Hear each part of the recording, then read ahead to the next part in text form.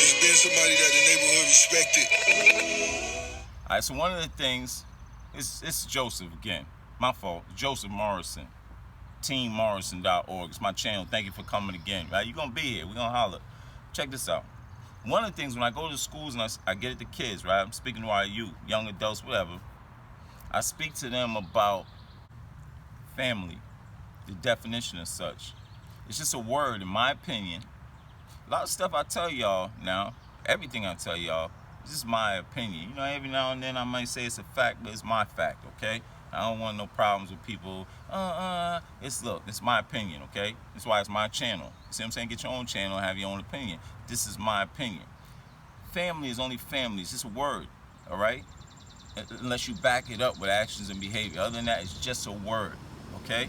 So true family, it could be a stranger, right? And now is your family. You embrace them as such because of that love you get, and they're actually putting in work.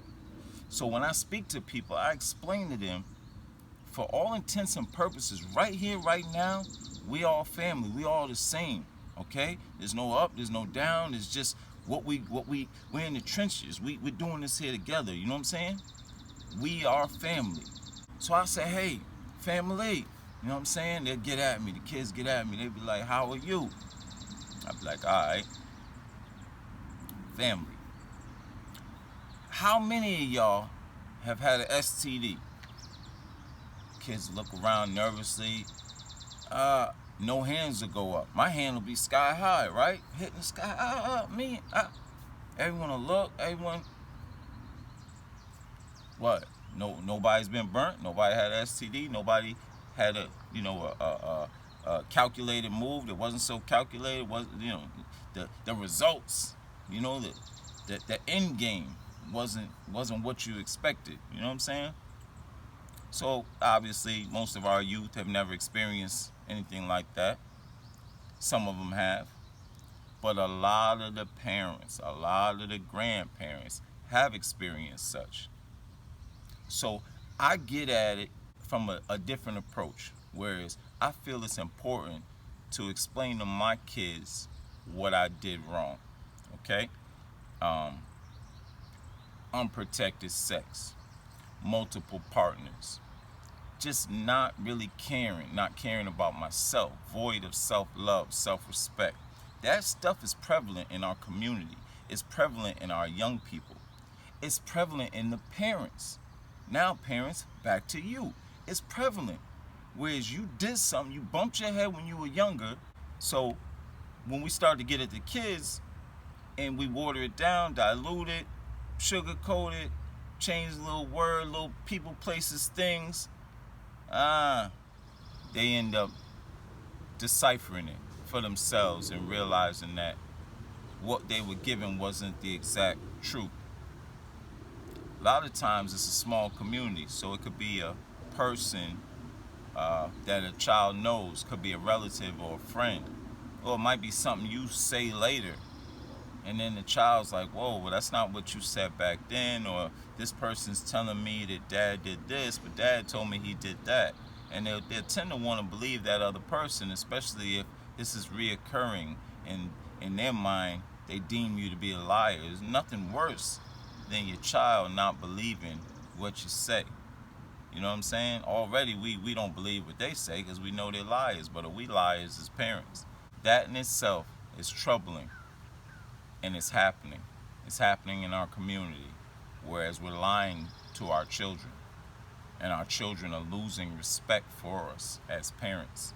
What I do is I explain to them what I did, and I explain to them, very graphically and detailed exactly what I did, whether it be to the community, whether it be a victim that I created, whether it be, harm that was caused, something that I did that wasn't too bright that ended up hurting their mom or, another loved one in the family, because let's face it, victims are created all different kinds of ways.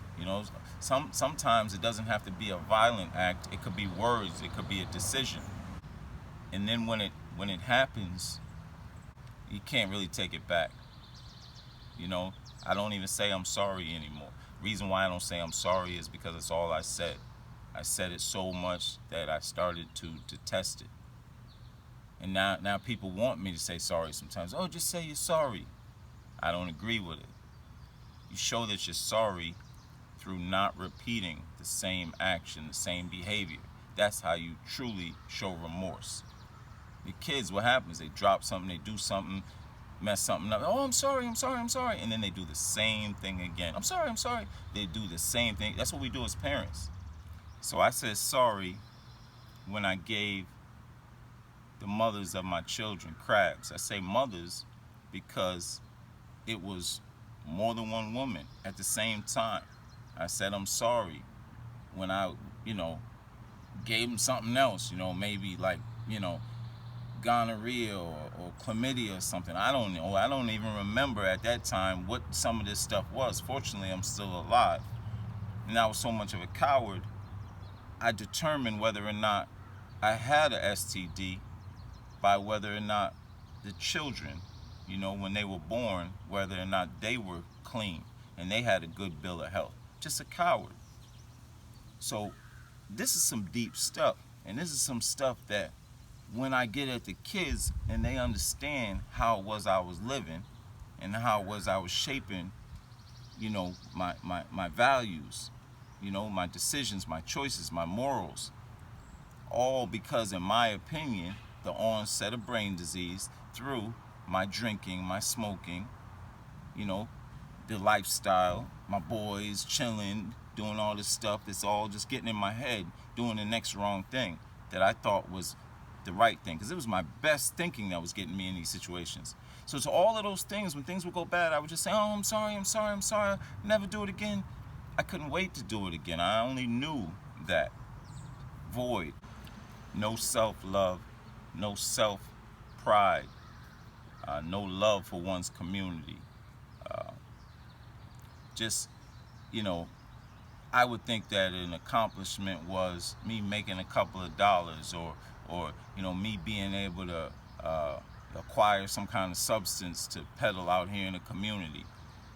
When really, me taking pride should have been, me accomplishing something with my child, or me, helping someone in the community, to uplift themselves, or bring about change in the community in a positive manner. Now I know the true meaning of pride and self-love and love for one's community.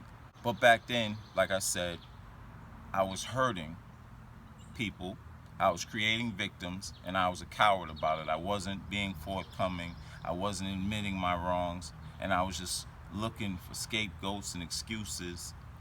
So when I get at our youth, I explain to them what I did. Because, dads, you're out there, you did some things. Why not tell Junior what it is you did? Maybe Junior will learn what it is like to respect himself. Therefore, he's capable of respecting a young lady. Because how else will he be able to love and respect another if you don't teach him how to love and respect himself? You teach him how he failed, with this young lady, because how you failed with mom, right? And where'd he get it from, right? Where did he get, how to treat a lady, how to hold the door open, right? How to help her, scoot into the table, how to meet her parents, how to court, ask her parents, hey, could I sit down for dinner with you all sometime? Could I sit on the porch with you, sir, and talk to you about, dating your daughter? And that's how it was back in the days. But now we go away from that. So my mind wasn't right. Therefore, my decisions and choices had no shot of being right. Didn't know the middle name, sometimes didn't know the last name of these young ladies, in which I kind of like, begged to have children by me, right? Lied and hoped for a great outcome, right? Just a coward.